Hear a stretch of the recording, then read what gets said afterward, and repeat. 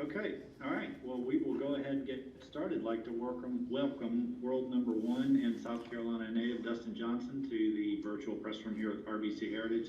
Dustin, thanks for joining us for a few minutes. You're making your sixth start here at the RBC Heritage and fourth consecutive. So just some thoughts on being back to a place, obviously, with your history of South Carolina, a place that's near and dear to you. Yeah, it's I love playing this event. I think it's a great golf course. It's always in good condition, and it's a tough course too. So you don't have to shoot real low, which I like, and I feel like my last few years I've played it pretty well, and so yeah, it's somewhere I look forward to. Got a lot of support here from South Carolina, and yeah, it's just a fun event. And it's kind of a great it's a great week after Augusta. You're coming off of four big events with mixed results, the two World Golf Championships, Players Championship, and then obviously the Masters last week. Just kind of assess the state of your game coming into the week, if you would.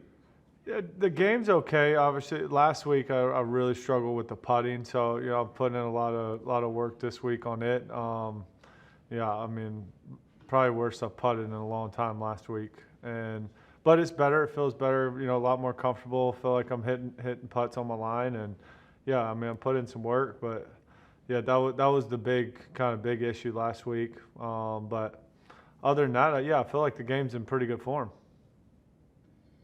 Okay, all right. Well, we will take a few questions. Just a reminder to those on the line, if you do have a question, please type your name in the chat, and I will get to you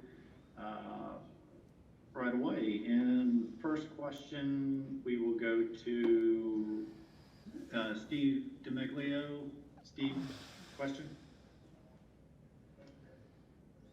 I'm on.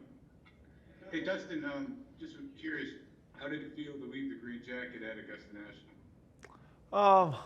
I mean, I would have liked to have kept it, but yeah, I mean, it's still, I got one, so it still felt good, and obviously, very happy for Hideki. He played great, and yeah, I mean, I think it's great for golf. It's great for him, and yeah, it was definitely neat to be a part of the ceremony, and I enjoyed being their champion for 5 months, but I don't care how long it was for. It's still cool. I'm always going to be a Masters champion.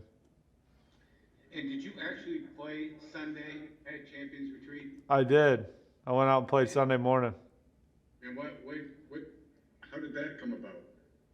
Well, I mean, I had to be in Augusta. I had to stay for the ceremony, so I didn't do anything Saturday really. I went out. I actually hit a few balls on Saturday afternoon at Augusta, but I mean, I just was bored, so I went out and played. Okay, and could you expand a little bit more on what makes this a really good golf course this week? Yeah, you just have to, you use every club in your bag. You got to hit all different types of shots. You got to shape it around here. It's tree lined. It's kind of style of golf course I grew up playing, so I really like it. Yeah, I mean, you really have to golf your ball. Small greens. You hit a lot of greens, you're going to play good. Thank you, sir. Okay, we got Cameron Morfitt with PGAtour.com. Cameron? Hey, Dustin. Kind of a random question here, going back to the PGA Championship from last summer at TPC Harding Park.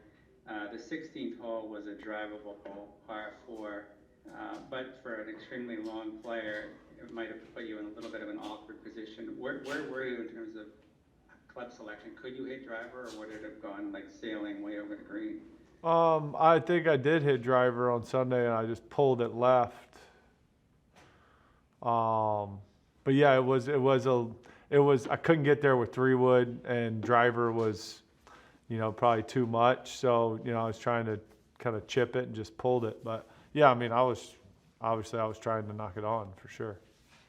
What do you mean when you say chip it? Do you mean you're like trying just to hit like maybe a little 80%? cut? Yeah.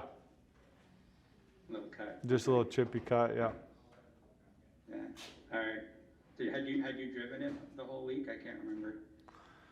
I think it just depended on the flag locations. There were some flag locations that it was tough to kind of go for it. But yeah, I went a couple times, maybe half the time.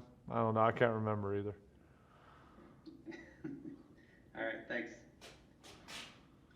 Okay, next we go to Phil Casey with PA Media UK. Phil? Yeah, hi Dustin.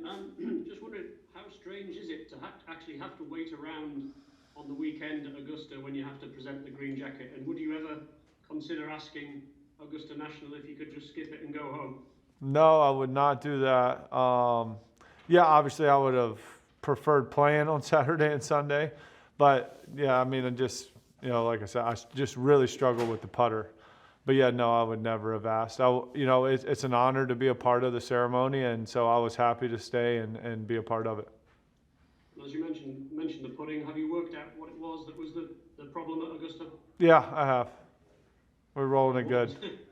It just set up. I was just, yeah, my speed was really bad, and my setup was a little funky, I think.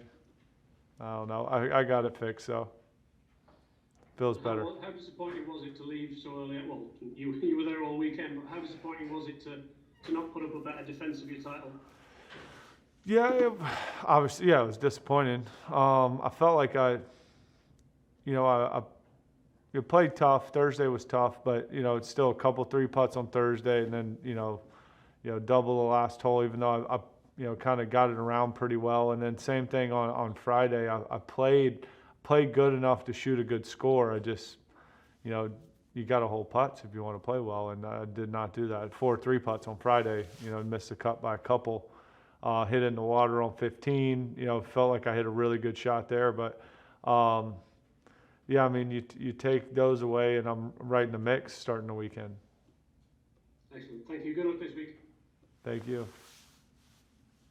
Okay, looks like we've got one more. We'll go now for that to Shane Ryan with Golf Digest. Shane? Hey Dustin, just a quick one for you. Obviously, driving distance is important at any course, but I would imagine at some courses it's less important just because of the way the course is designed. What courses on tour make driving distance less important, and is this one of them this week? Yeah, I mean, for sure, but for me, driving distance really isn't important anywhere. It's hitting the fairways. I want to play from the fairway. I mean, I can hit it further than I do if I want to, but I don't have control. So I'm trying to hit fairways. But yeah, this is a golf course where, you can hit I hit quite a few drivers, but there's a lot of holes where you can't just because you run out of room or just dog legs or whatever it might be. But, even still around here, you just got to drive it straight no matter what club you're hitting. And then to follow up on some of the earlier questions, what time did you get to Augusta on Sunday? And what do you do while you're waiting? Do you just kind of hang out and watch TV, or how does that go? Yeah, I got there at 5:30, and yeah, I sat in the lot, or I got on my outfit that I was wearing for the ceremony, and then just watched the end of the golf. Cool. Thank you. Yep, no problem. All right, well, Dustin, I think that's it. We appreciate your time and wish you the best of luck this week. Thank you.